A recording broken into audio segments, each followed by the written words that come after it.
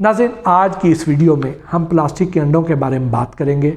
आप में से बहुत से लोग इसके बारे में जानना चाहते हैं कि हकीकत क्या है, क्या वाकई प्लास्टिक के अंडे मार्केट में फ़रोख्त हो रहे हैं, अगर हो रहे हैं तो उनकी क्या पहचान है, अगर नहीं हो रहे हैं तो भी उनको हक़ाइक़ से आगाह करना बहुत ज़रूरी है। तो इसके बारे में आज हम बात करते हैं। सोशल मीडिया पर बहुत सी ऐसी वीडियोस भी गर्दिश कर रही हैं कि जिसमें प्लास्टिक के अंडे बनते हुए दिखाए जा रहे हैं और लोगों में खौफ व हरास फैल रहा है कि यार कहीं ये हम अपने बच्चों को या अपने बुज़ुर्गों को, हामला ख़वातीन को कहीं ये प्लास्टिक के अंडे तो नहीं खिला रहे हैं। और इसके लिए सबसे ज़्यादा जो एक मिसाल कोट की जाती है वो कराची के एक छापे की है कि जहाँ पे सिंध फूड अथॉरिटी ने एक ट्रक को पकड़ा था और उन्होंने कहा कि ये प्लास्टिक के अंडे थे, जबकि उसमें हकीकत नहीं थी। जब उसकी लेबॉर्ट्री की रिपोर्ट आई थी तो उसको चेक किया गया तो पता चला कि वो प्लास्टिक के अंडे नहीं थे, वो सही अंडे थे। जिसने आम नेकेड आई से मुशाहिदा किया था, फूड अथॉरिटी की उस टीम ने, उनकी राय दुरुस्त नहीं थी। ये बिल्कुल ऐसे ही है कि जैसे कुछ अर्सा पहले पंजाब फूड अथॉरिटी की एक खातून ऑफिसर फरिया अनवर ने और आयशा मुमताज़ ने यह दावा किया था कि लाहौर रेलवे स्टेशन के पास से सूअर का गोश्त पकड़ा गया है, जो कि उन्होंने देख के शायद ये महसूस किया कि ये सूअर का है, लेकिन जब उसकी लेबॉर्ट्री की रिपोर्ट आई थी, उसको चेक किया गया था तो पता चला था कि ये सूअर का गोश्त नहीं है, ये पेंक्रियाज हैं जो कि चमड़े की रंगाई के लिए इस्तेमाल किए जाते हैं, ये सूअर का गोश्त नहीं था।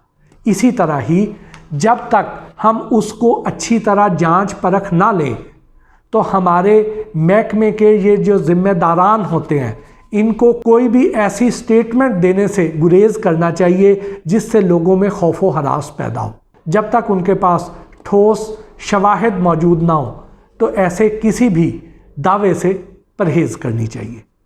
अब उसको प्लास्टिक के अंडे क्यों कहा जा रहा था, उसकी वजह यह है कि अगर आपको याद हो तो उन दिनों गर्मियाँ थी। गर्मियों में ओवर प्रोडक्शन होती है।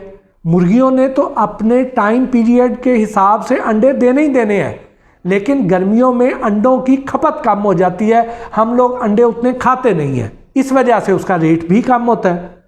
तो पोल्ट्री फार्मर जो अंडों के बिज़नेस से मुतल्लिक़ हैं, जो लेयर फार्मिंग करते हैं, वो क्या करते हैं कि अंडों की प्रोडक्शन उसी तरह आ रही है, वो उन अंडों को कोल्ड स्टोर में रखवा देते हैं, क्योंकि बाहर जो टेम्परेचर पे अगर अंडे पड़े रहेंगे तो वो बड़ी तेज़ी से ख़राब हो जाएंगे, तो उनको कोल्ड स्टोर में रखवा दिया जाता है। गर्मी में ट्रांजिशन के दौरान वाटर लॉस होता है और उसके बाद ठंडे कोल्ड स्टोरेजेस में उनको लंबे अरसे के लिए महफूज कर दिया जाता है। तो इस वजह से अंडों का जो टेक्सचर है उसमें थोड़ी सी तब्दीली आ जाती है, वो अंडे थोड़े से गाढ़े भी हो जाते हैं। अगर उन अंडों को हम उबाल लें, मुझे कुछ दोस्तों ने वीडियोस भी भेजी कि ये देख लें कि ये वीडियो है, इसमें जो जर्दी है ये बड़ी सख्त है, इसकी जो सफ़ेदी है ये बड़ी स्टिकी सी है।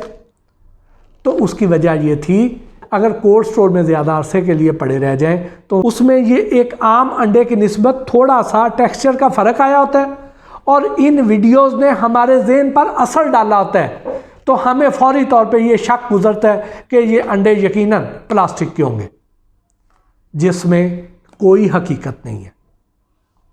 मैं चूँकि बड़े अरसे से फूड प्रोडक्ट्स को बड़ा क्लोजली ऑब्ज़र्व कर रहा हूँ, तो मैं पूरी ज़िम्मेदारी से ये कहता हूँ, मैंने अपनी लाइफ में कोई अंडा ऐसा नहीं देखा जो प्लास्टिक का हो।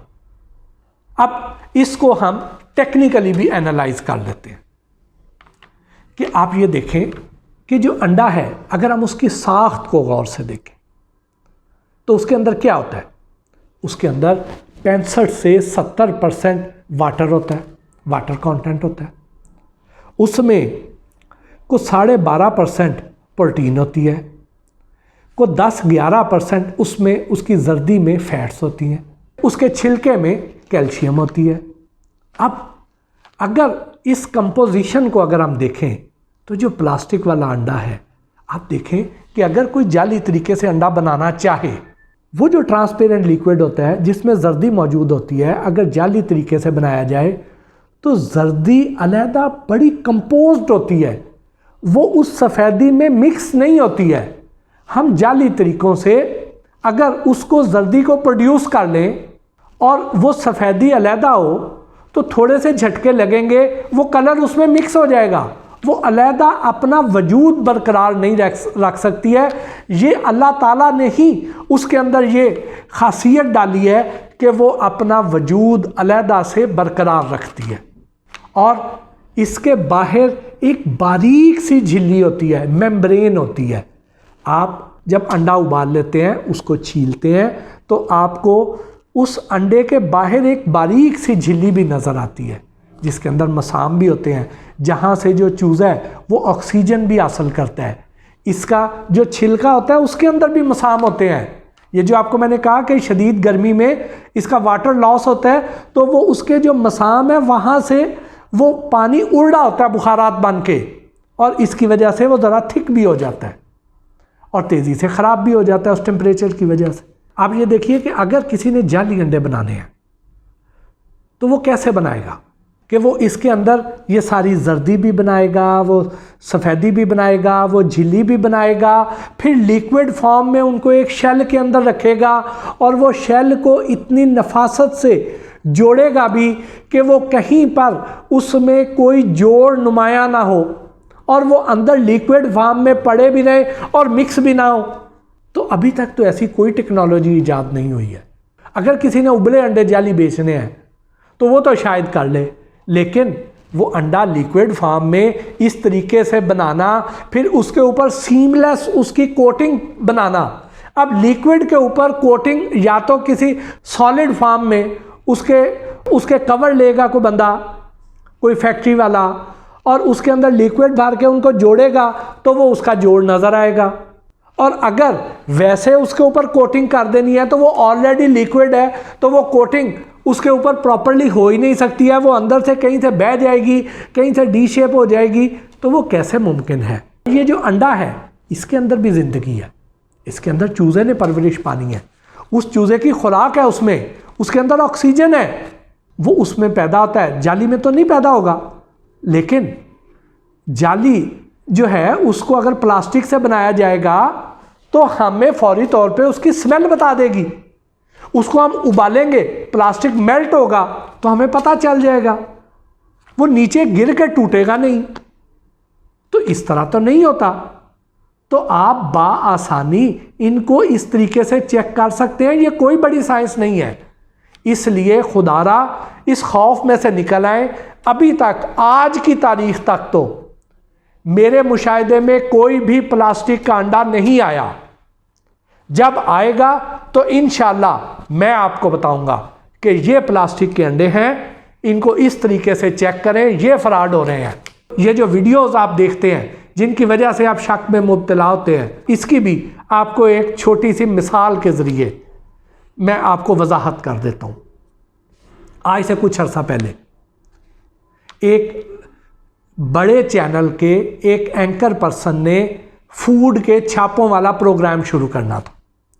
तो उनके जो डायरेक्टर प्रोग्राम्स थे उन्होंने कहा कि अगर आपने फूड के छापे मारने हैं, आपको चाहिए कि आप मोहसिन भट्टी से रब्ता करें, क्योंकि इन छापों के बानी वो हैं, फूड पे उन्होंने बड़ा काम किया है। आप उनके पास जाएं और जाके उनसे सीखें, वो आपको गाइड कर देंगे और फिर आपका प्रोग्राम कामयाब हो जाएगा। तो वो साहब अपनी पूरी टीम के हमरा मेरे पास मेरे चैनल तशरीफ़ ले आए और उन्होंने मुख्तलिफ बातें मेरे से पूछी। मैंने उन्हें समझाया कि जी इस तरीके से होता है कि हम अगर किसी जगह की कोई रैकी करते हैं तो ऐसे नहीं होता है कि हम जाएंगे, बाहर को बोर्ड लगा होगा तो उस बोर्ड से हमें निशानी पता चल जाएगी, ऐसे नहीं होता। हमारा एक अपना मखसूस तरीक़ाकार है, हमारे पास सादे कपड़ों में लोग हैं जो इसकी रैकी करते हैं, और वो रैकी भी इस तरह करते हैं कि वो इस तरह के जो काले धंधे वाले लोग हैं वहाँ पे कहीं मुलाजमत करने के बहाने चल जाएंगे, किसी से मिलने चल जाएंगे, तो वो इस तरीके से करके नज़र रखते हैं, वहाँ आने जाने वालों को देखते हैं। जब उनकी रैकी पूरी होती है तो फिर हम जाते हैं। और अब तो हमारी क्रेडिबिलिटी अल्लाह के फजल से इतनी अच्छी बन चुकी है कि जो इन 2 नंबर काम करने वालों के मुखालफीन हैं वो हमारे से खुद रब्ता करते हैं और हमें बताते हैं कि यहाँ पे ये काम हो रहा है, तो हम जाके उसको पकड़ लेते हैं। कई जगहों पे मोहल्लेदार बताते हैं, हम उनका नाम नहीं लेते हैं, लेकिन हम अपने तौर पे उसको कंफर्म करते हैं उनकी इतला को और वहाँ पहुँच जाते हैं। तो मैंने उनको सारा तरीका बता दिया, लेकिन वो साहब ज़रा जल्दी में थे।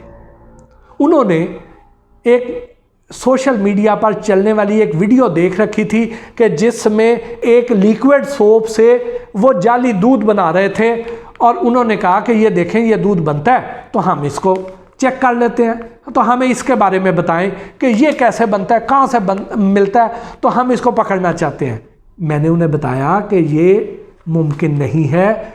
जो लिक्विड सोप होता है इससे वाइट कलर का लिक्विड तो बन जाएगा, दूध नहीं बनेगा। वो किसी भी अंदाज में उसको दूध की तरह हम शो नहीं कर सकते हैं, सिवाय इसके कि कैमरे पे बैठ के हम ये दिखा दें कि ये वाइट लिक्विड है और उसको दूध कह दें, क्योंकि कैमरे वालों ने ना उसको स्मेल कर सकना है ना उसको टेस्ट कर सकना है। लेकिन असल में जिसने फिजिकली उसको चेक करना है वो इसको दूध नहीं मानेगा।